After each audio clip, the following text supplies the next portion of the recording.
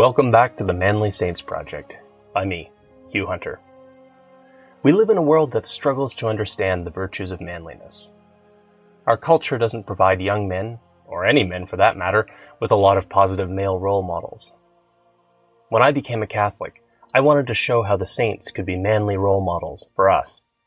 My weekly exploration of manly saints became the Manly Saints Project. If you enjoy my work, please consider signing up and supporting me on Substack, or click the links in the show notes to buy me a beer. Now, let's meet this week's Manly Saint.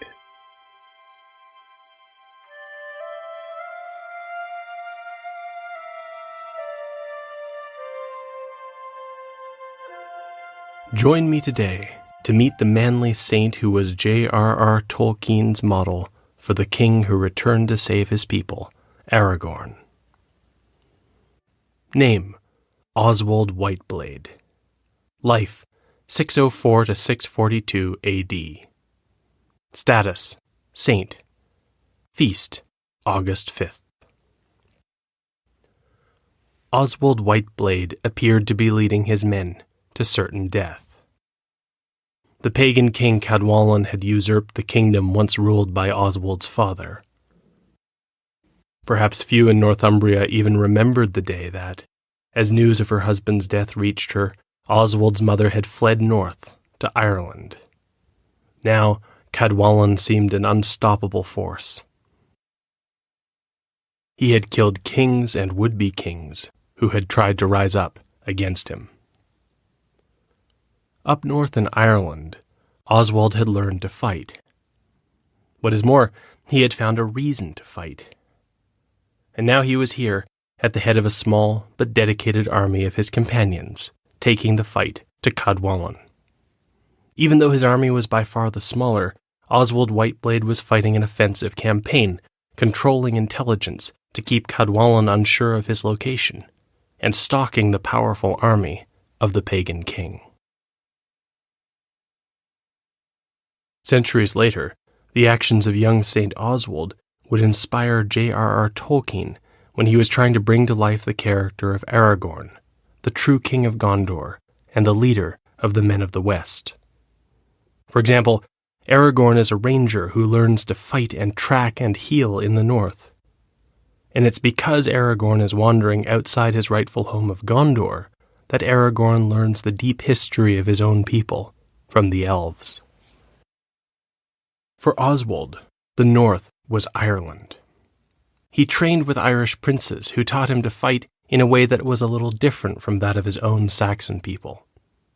The Irish retained the ancient European habit of raiding, which guaranteed that at least once a year they would ride out to harass nearby enemy tribes, mostly the Picts.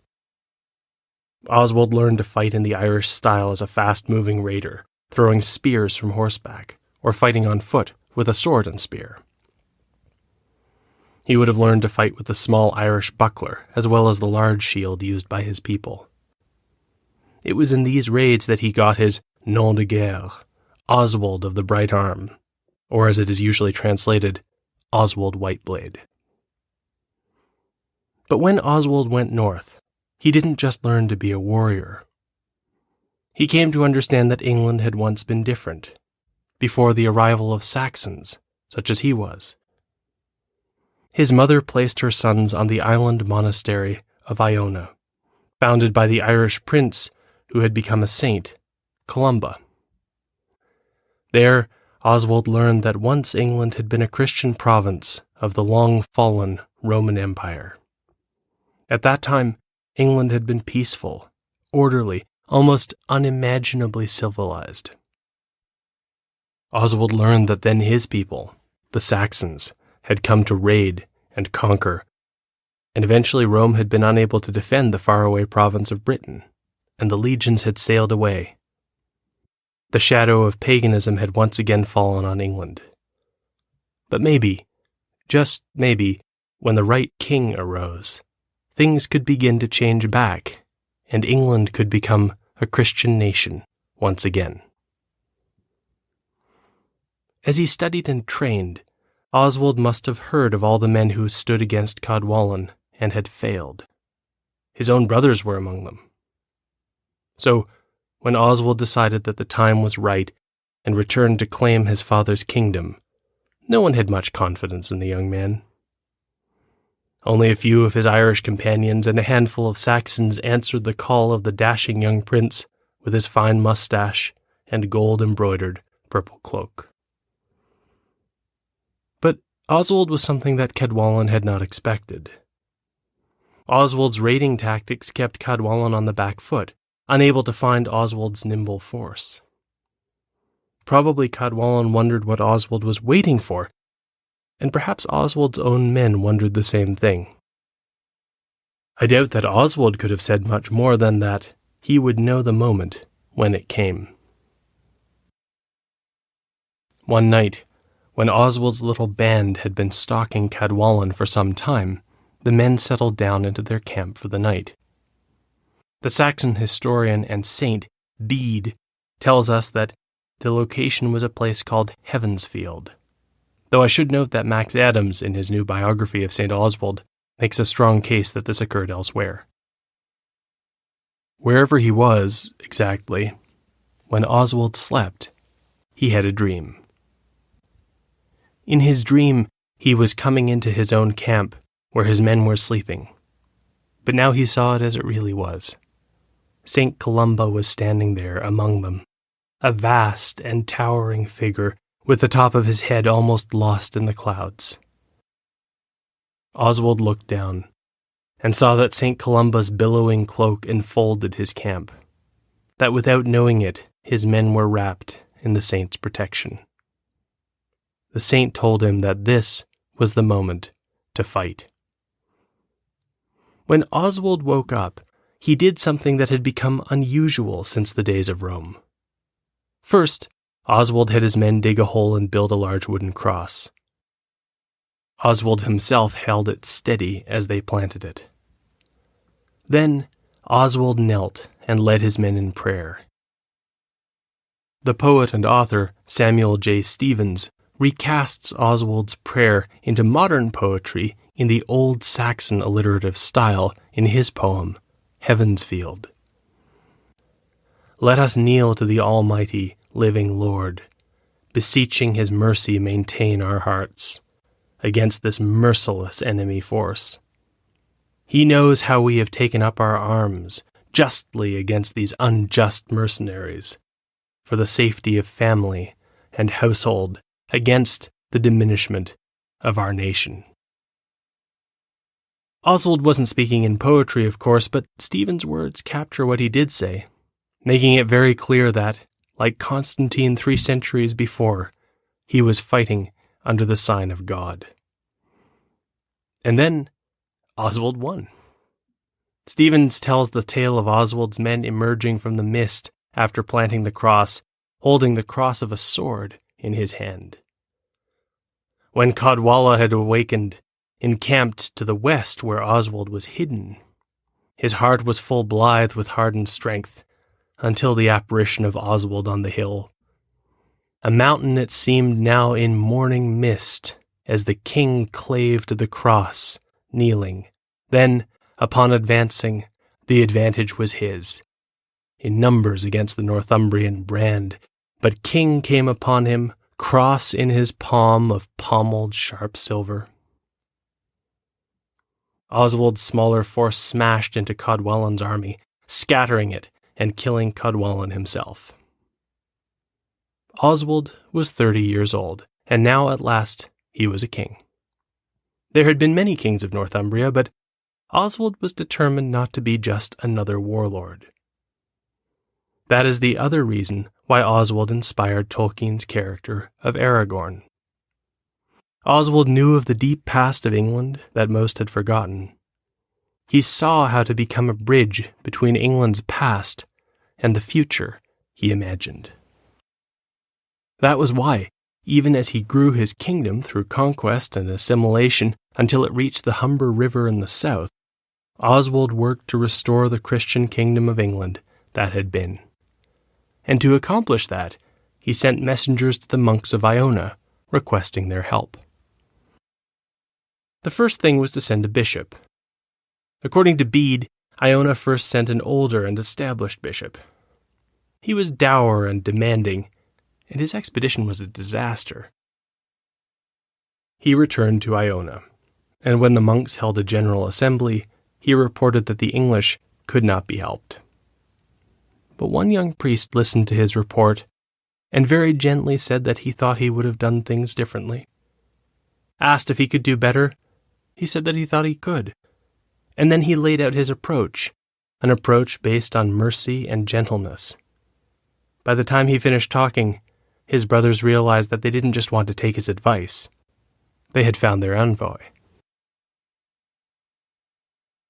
The young man's name was Aidan, which meant flame, and indeed it was his destiny to stir the embers of English Christianity until they burned again.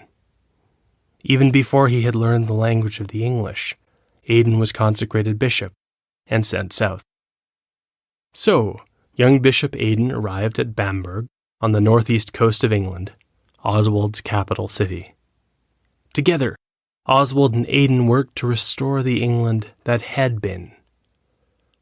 Oswald, for his part, had spent so long in Ireland that he was happy to translate Aidan's words. But it didn't take Aidan long to fit in on his own. And soon Aidan was on the road, crisscrossing the land, bringing the good news. As a constant traveler, and as a bishop no less, Aidan was expected to ride, but he preferred to go on foot. He liked to fall in with the ordinary people trudging along the roads and talk to them about Jesus.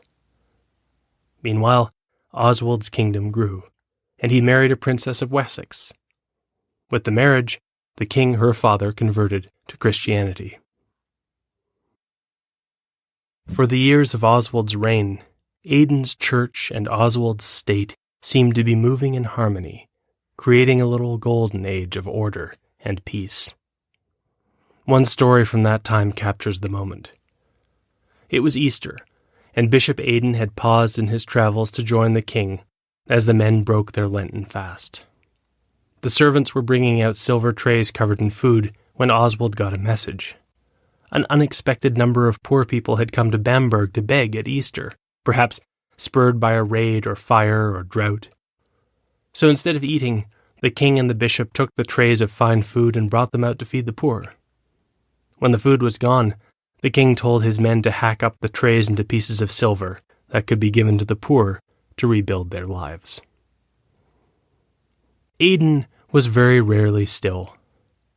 But for those moments when he was, Oswald gave him a little bit of land not so far from Bamberg. It was not an island exactly, but when the tide was high it was cut off from the mainland. The place was called Lindisfarne. Aidan founded a monastery there. There's a prayer attributed to Aidan, though I haven't been able to find any evidence that it was actually his.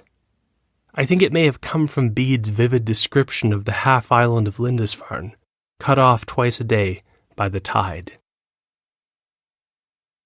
Leave me alone with God, as much as may be. As the tide draws the waters close in upon the shore, make me an island, set apart, alone with you, God, holy to you.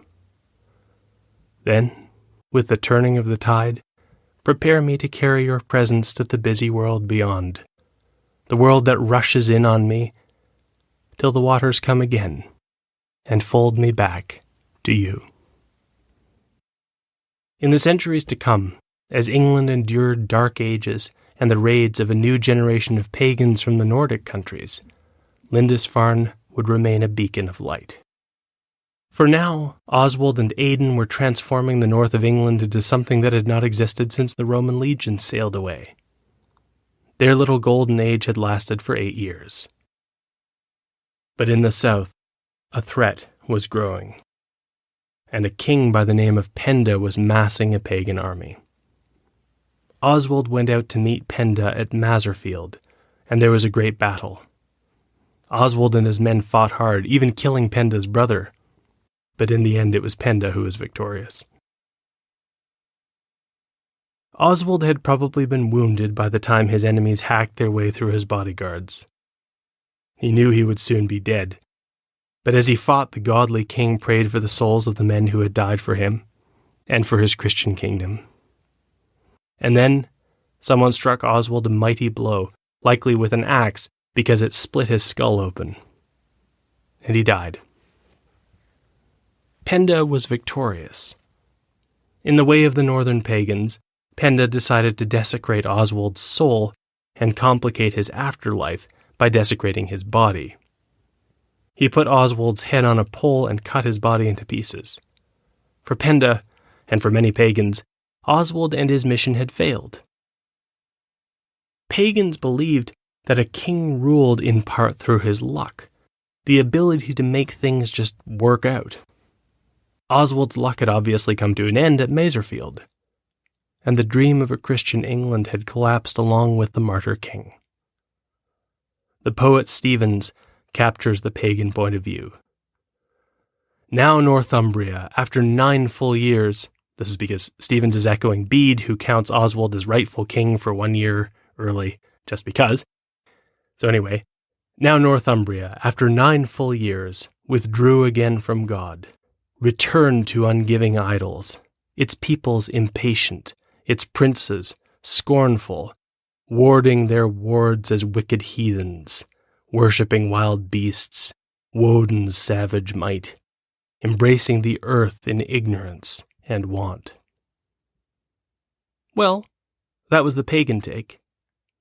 Christians, however, see things differently. For us, death is not the end. It's pointless to attack a saint's body, or any Christian's body. No amount of damage will pose any difficulty to God when he resurrects us. And so the way that people responded to St. Oswald's grisly death would be a test of how effectively Oswald had evangelized his people. Would they remember him as a failed king whose luck had run out, or as a martyr whom God had called to die for him? As it turned out, St. Oswald was not above putting his thumb on the scale. After the battle in which Oswald had died, after his relatives had gathered what they could from what was left of his body, a man was riding through the now empty field where the battle had taken place. The rider's horse was sick, and coming out into the field, the sickness reached its worst stage. The horse fell down and began to thrash in agony. The man realized his horse would soon die. But then the horse rolled over and suddenly its symptoms went away. It got up, completely cured. The man looked at the patch of ground where the horse had been cured. He wasn't sure what was going on, but he set up a little marker and went on his way. It was St. Oswald's first miracle, and it's hard not to imagine that the saint is winking at us a little bit. Horses have often been associated with kings, but that was especially true among the Saxons. If he wanted to show that his defeat at the hands of Penda had left him undiminished, King Oswald could hardly have chosen a better candidate for his first miracle. The man whose horse was healed stopped in at an inn nearby, where he told the strange story of what had happened to him before he rode on. As it happened, the niece of the innkeeper had been paralyzed. She convinced her family to carry her out so that she could sleep where the rider had marked the spot. When she woke up, she found that she could stand, and she walked home. Word soon spread, and someone remembered what made that spot special. It was where King Oswald Whiteblade had died, praying for his people. Locals began to come and gather the earth to keep it as a relic. The historian Bede says that by his time, the area where Oswald died looked like a crater because so many people had come to take a bit of dirt away with them. His memory grew and grew. For the next 9 years, Bishop Aidan would continue his ministry in the now fractured area where Oswald had once ruled. Some of the local kings and lords were good, but they were not like Oswald. Even so, Aidan kept traveling the land, building up the church. By now the land had many monasteries and churches. The flame that Aidan had brought to England would prove impossible to put out.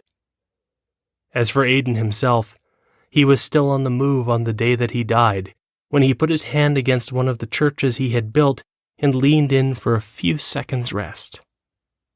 One of the monks found his body there, slumped against the church, still holding it up, as he had done through his long career.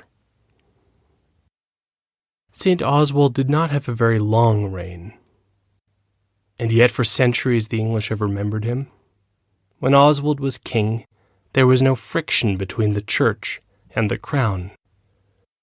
For those few years, the two saints, Aidan and Oswald, held back the darkness and even pushed out against it. And so Oswald is not only a manly saint, but a model of a good king, one who has helped generations of Englishmen, including Tolkien, to understand kingship at its best.